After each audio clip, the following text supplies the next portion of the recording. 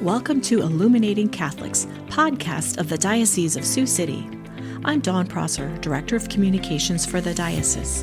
Together with Carmen Bauer of the Faith Formation Office, we will shed light upon topics of faith in the modern church. Our guests include Catholic clergy, religious sisters, and other experts in their fields to help us understand what's happening in the church today. We will explore issues, even the tough ones, and to find answers to common questions about Catholicism. Thank you for joining us for today's Illuminating Catholics, shedding light to understand the modern church. Thank you for joining us here on Illuminating Catholics podcast. I'm Dawn Prosser, Director of Communications for the Diocese of Sioux City. And I am Carmen Bauer, Director of Faith Formation for the Diocese of Sioux City. Thank you so much for following our episodes, and we encourage you to subscribe to our podcast so that you do not miss any of our guests. We have so many local guests from around our area that we know that you'll love to hear, and they all help us understand different facets of the faith and help us see what is happening in the diocese. Today we have Monsignor Ed Girres joining us from West Bend, home of the diocesan shrine, the Grotto of the Redemption. Thanks for joining us, Monsignor. You're welcome. Glad to join you. We're really happy that you were willing to Zoom in with us from West Bend. So we're doing this remotely, but it's pretty common. It's going to be great. So no worries that he's in West Bend and we're in Sioux City. So Monsignor, if you wouldn't mind, maybe there's some people out there that don't know you. Could you share with listeners and with us a little bit about your background, where you grew up, college, where you went to seminary? All right. I grew up right here in West Bend on a farm east of West Bend. I'm the youngest of 6 children. I always say I'm unspoiled, though. I'm not. We believe you. Yeah. So I attended Catholic grade school here in West Bend, St. Peter and Paul, which is closed a number of years ago now. And then after grade school, I went to a minor seminary, Trinity Prep in Sioux City. Oh. But it closed after my freshman year, and then I transferred to St. John's Prep in Minnesota, in Collegeville. So after high school, I went to St. John's University. I wasn't really in the seminary at that time, still planned to be a priest though, and majored in social science with a emphasis in history and a minor in education. So I'm a certified teacher. And then after St. John's, I worked a little bit at the prep school, and then I went to the American College Seminary in Louvain, Belgium. I took classes at the Catholic University in Louvain. So that was 4 years. I was ordained in 1979. And so then my first assignment was as a full-time teacher at Kemper Catholic High School in Carroll, and parochial vicar at St. Bernard's in Breda. And then after 6 years there, I became the Dawson Director of Religious Ed and Youth Ministry.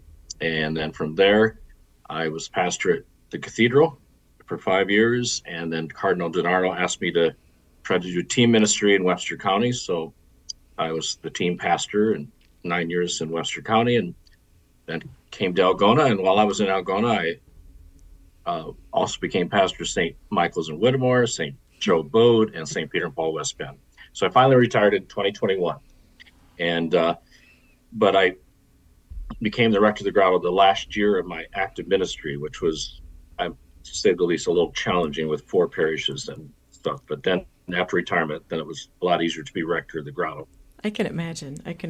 And you ended up moving to West Bend, but you were living in Algona or Bancroft? I was living in Algona, so I moved to West Bend and actually live in my parents' house that they built in the 70s. So It's been great. That's wonderful. And I understand you have family around that area too. A lot of family. I'm very blessed as a priest. A lot of our priests don't have family in the area. I have 4 other siblings in the area, nieces and nephews, great-greats, and all that. That's kind of exciting. Well, Monsignor, I'm so glad that you're able to enjoy your retirement with family. You've served our diocese for so long and in so many capacities. It's really incredible. So thank you for all of your time and service to our diocese. I know that you're a much beloved man in many people's lives. You've definitely affected so many people with your priestly ministry. So the shrine of the Grotto of the Redemption is one that I know a lot of people in our diocese hold close to their hearts. There's a sense of pride that is located in our diocese. I know that a lot of us grew up visiting the shrine of the Grotto on our family vacations. So can you just share with us a little bit of that history of when and why it was built? Yes, Father Doberstein is the main builder. He was born in Rosenfeld, Germany, which is southern Germany in Bavaria, and so he was around natural grottos, like in the cliffs of mountains. You know, these large openings, caves that shepherds would often take their flocks in, and during bad weather and what have you. And during the seasons when the shepherds were out in the fields, they couldn't make it to mass in the villages, so they would often decorate those caves with religious objects and do their own little prayer service on Sundays in these caves. And then also Father Doberstein described them as, the water would trickle through there and be crystals and that kind of thing. So he was getting a vision of what, from a real natural grotto, what might be able to happen. Also, he said that villagers many times were envious of the shepherds. They really looked up to them as religious people, and so they built handmade grottos in their villages so they would have a place to go for quiet and peace and what have you. So that's kind of a first background that's important. And then Father Doberstein responded to an advertisement for a German-speaking priest in the United States. I mean, he was a young man, and so he came to the Archdiocese of Dubuque and then studied at St. Francis Seminary in Milwaukee. And a month before his ordination, he had pneumonia, a terrible pneumonia. And so while he was sick, he promised Mary that he would build her a shrine if he became well. And that happened, of course. And so with his background of seeing natural grottos, also he studies geology in school in Germany.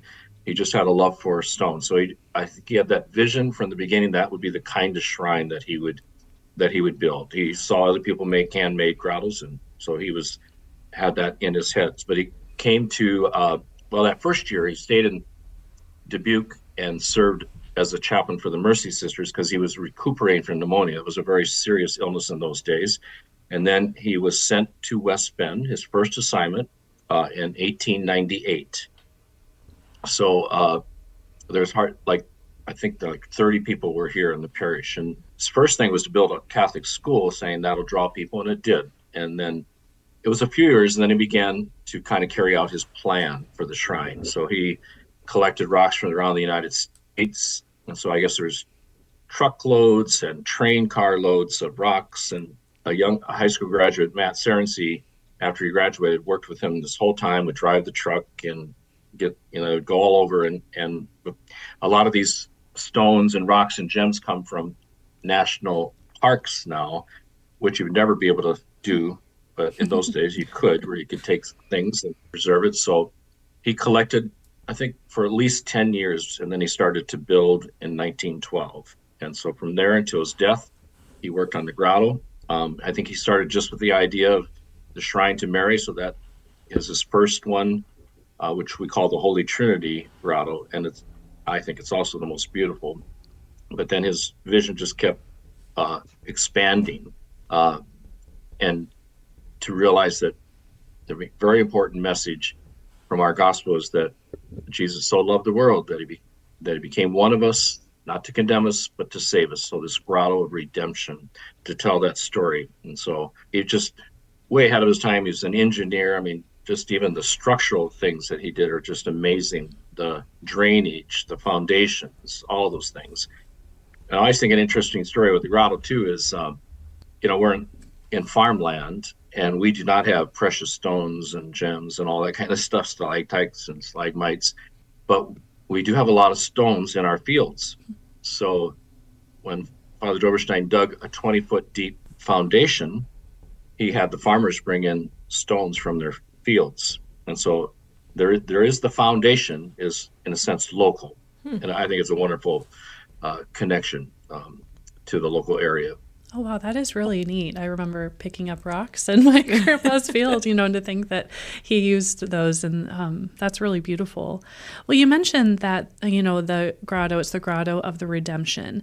So can you just share with us how the shrine shares that story, the different parts of the shrine, and give us a little bit of a description and how it walks us through the story of the redemption?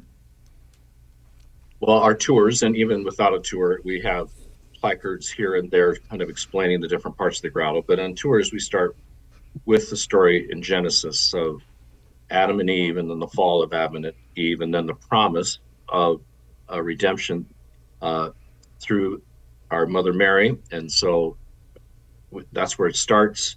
And we go into Mary's role in redemption. And then we talk about the Beatitudes, the 10 Commandments. So like how we live our life to respond to God's love and God's mercy.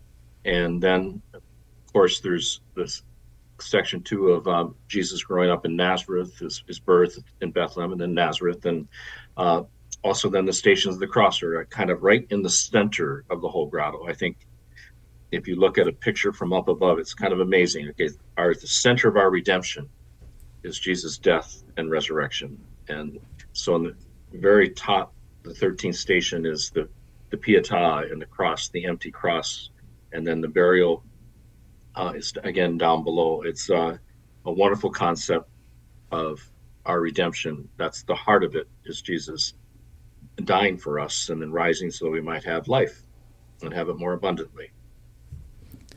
And when you look back at your life, especially being blessed to grow up near the grotto, is there a part of the shrine that's particularly close to your heart that you maybe remember even as a kid really being drawn to?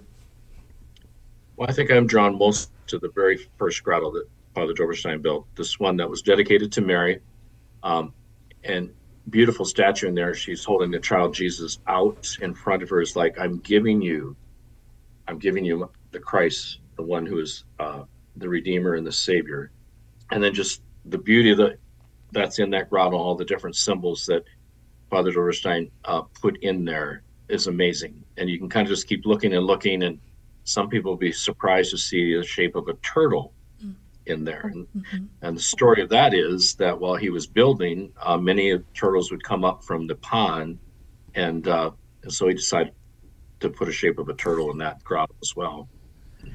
And when visitors visit the grotto, and there's so much to take in, as you mentioned, even in just that particular shrine, how would you help invite them into seeing the grotto as not just a sightseeing location, but as a place of prayer? How might you encourage them, and what recommendations do you have for how they can really approach that in a prayerful way as a pilgrimage?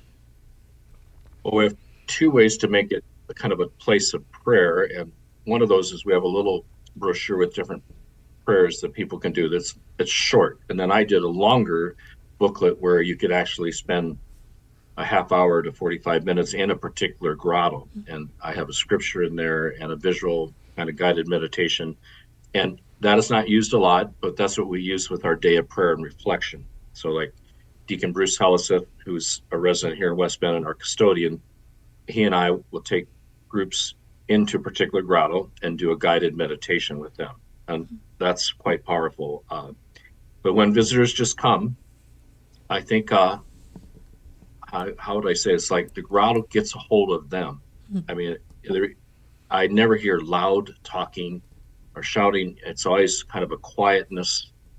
It's kind of like peace takes over people. So I think some people come as pilgrims. They're on this journey. They want to increase their faith and nourish their faith. Others come just as sightseers, but I'm convinced that whether they're conscious of it or not, they've sensed the presence of God here because of the beauty and the message of redemption. That's a beautiful observation, and absolutely makes sense when we know that truth and beauty our hearts respond to them. So that's really beautiful to ponder. Father Doberstein in his writings said exactly that, Carmen, that God can touch us more through the heart and our senses than by words.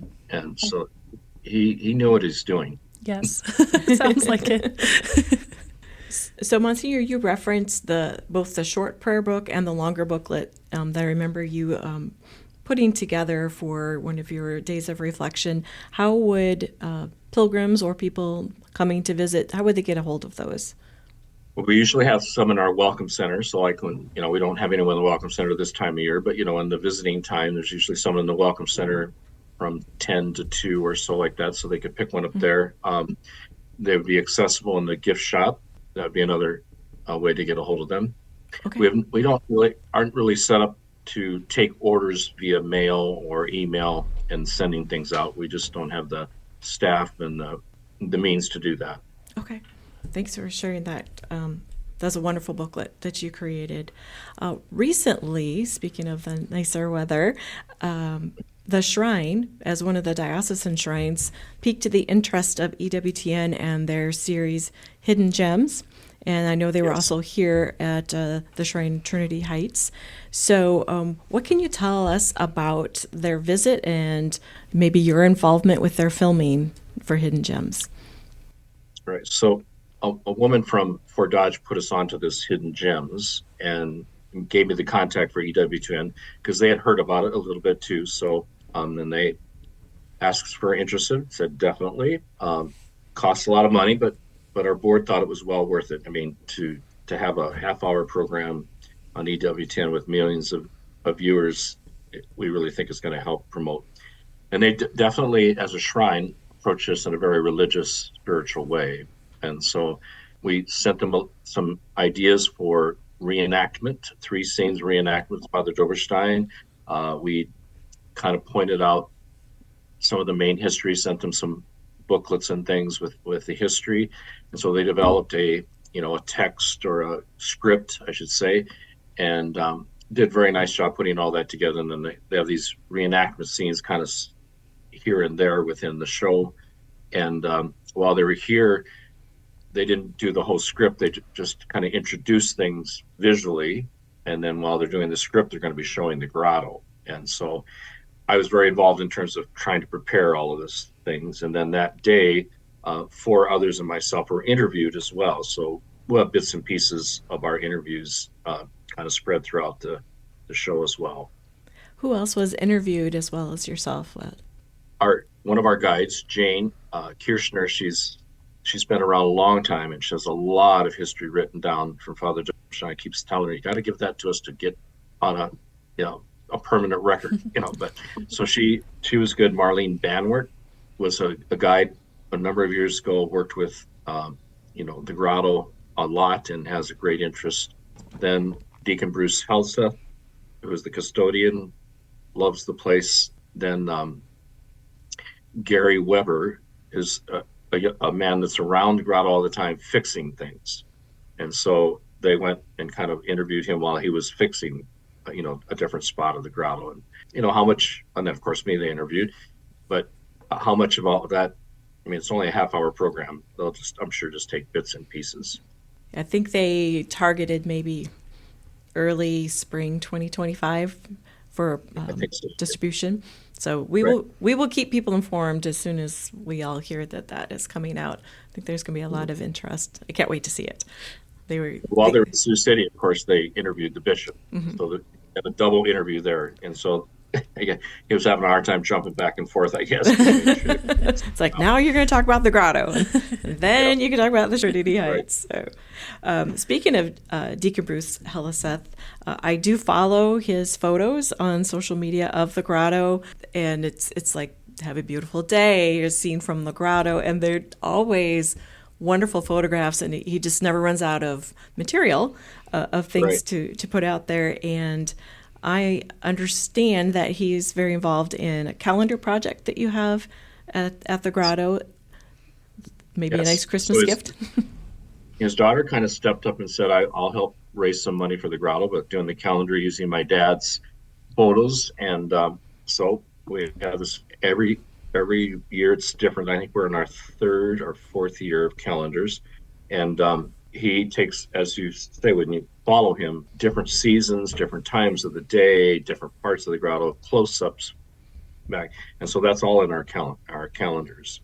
It's wonderful. It's probably hard to select. I would imagine. Because every day he's taking a great picture. I'm a little jealous. I got one with me. Oh. So yes. That's beautiful. A little warmer day than today. Yes. So how would people get a hold of that calendar if they want for themselves or a gift for a family member? Well, they could write for one, and usually to Deacon Bruce. So it would be the Grotto Custodian.